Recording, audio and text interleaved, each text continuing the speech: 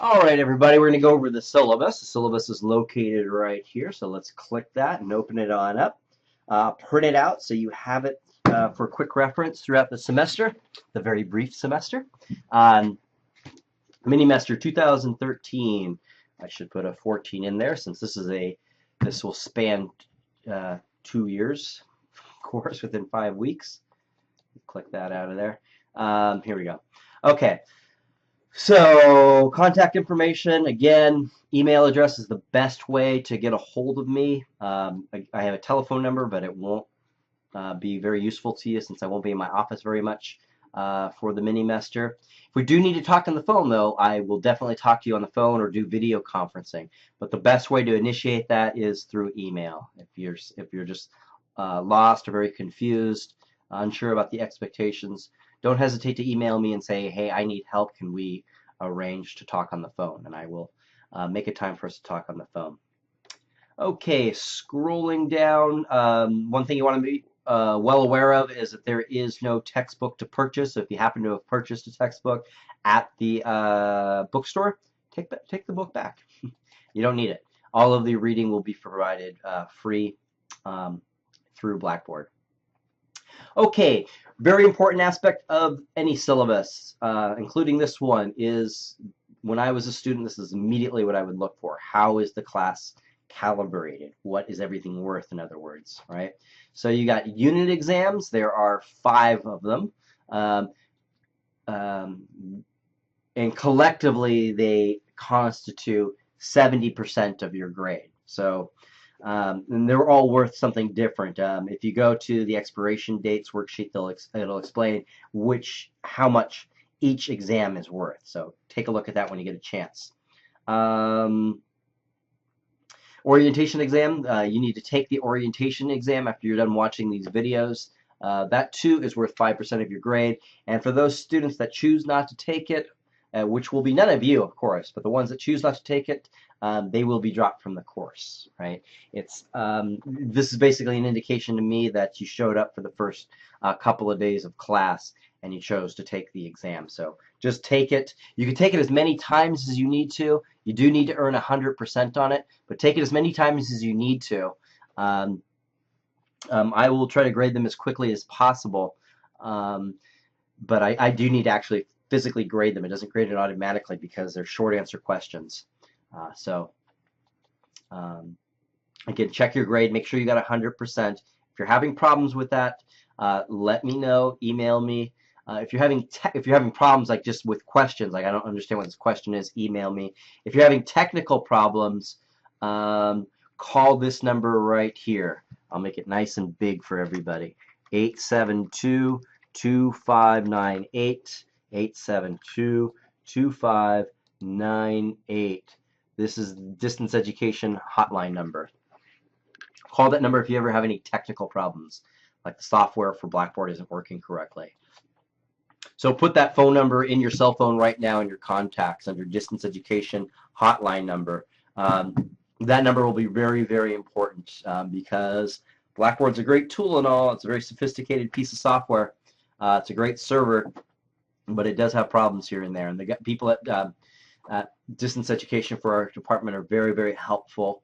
So don't hesitate to use that phone number. All right, take that phone number away. Oops. There we go. Okay.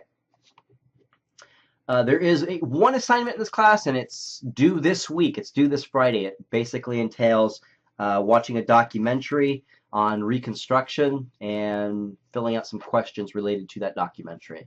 I'll show you where that is later on in another video. And the other thing that you have to do, exam. So understand that that's 20% of your grade. The thing at the final exam, let me just I'll talk about the final exam here. I'm going to talk about the unit exams in a separate video, but let me just talk about the final exam here. Final exam will be comprehensive. That means it will cover the entire semester from Unit 1 all the way to Unit 5. There will be 5 essays to respond to. These essays are 6 to 10 paragraph essays that you do through Blackboard through an exam. So one essay will be selected randomly from each unit. So again, one essay will be selected randomly from each unit. It expires January 10th at 11:59 p.m. It is basically open now, so whenever you're ready to take it, which obviously isn't now, but when you are ready to take it, go ahead and take it. It's a 2-hour time limit. Let me point this out right here. This is a good incentive, really, really, really, to do what you need to do to succeed in this course right from the get-go. The semester starts this second. No time to procrastinate, right? No time to put anything off this semester. There's not very much time in the semester. So if you ever hear that voice saying, oh, I'll do this tomorrow, ignore that voice and wait for the voice to say, I'm here to kick butt and take names. As an incentive to do that, to do what you need to do right now and for the next 5 weeks, students that complete each unit exam, if one is missed, you're not eligible for this. So if you complete each unit exam and you earn a 90% or higher on those exams, you do not have to take the final exam, right? So let me repeat that. You take all of the unit exams, you don't miss any of them, and you get a 90% or higher on each of them, then you don't have to take the final exam. So good incentive to start the lectures now. Then you don't have to worry about the final exam.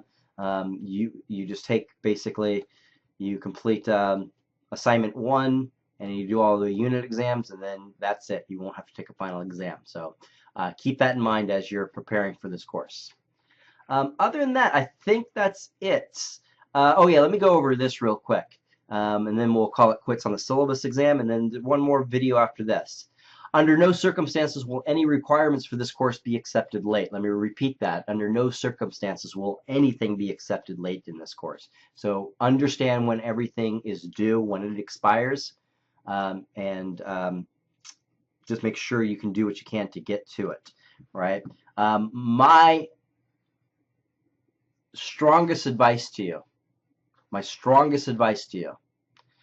is not to wait until something is due, the day of, right? So this, basically almost every single Saturday, there's a unit exam that is due, and this Friday there's an assignment due on reconstruction. Don't wait until those days to start and or complete them, because that's usually when something goes wrong, the day of that it's due, right? That's when the internet goes out, that's when the electricity goes out, that's when people get sick, all sorts of things happen, right? Things happen anyway, but when they happen earlier, you can, before the actual due date, you can account for them, right? So do what you can to try to complete these things a day, maybe 2 days earlier before they are actually due. Once they're due, you cannot make them up. Now, with that said, I understand things come up, right? Life happens. So I was a student once too, and life did happen to me when I was a student. Life continues to happen to me as well. But if you happen to miss an exam, what you need to do is email me within 24 hours of the exam's expiration date. So let's say this Saturday you don't get to the exam 1 for some reason, whatever the reason is, all you need to do by the end of Sunday night, right, 24 hours after exam 1 expires, so Sunday night is 24 hours after that, just email me. All you have to say is, in your email, is I didn't do exam 1.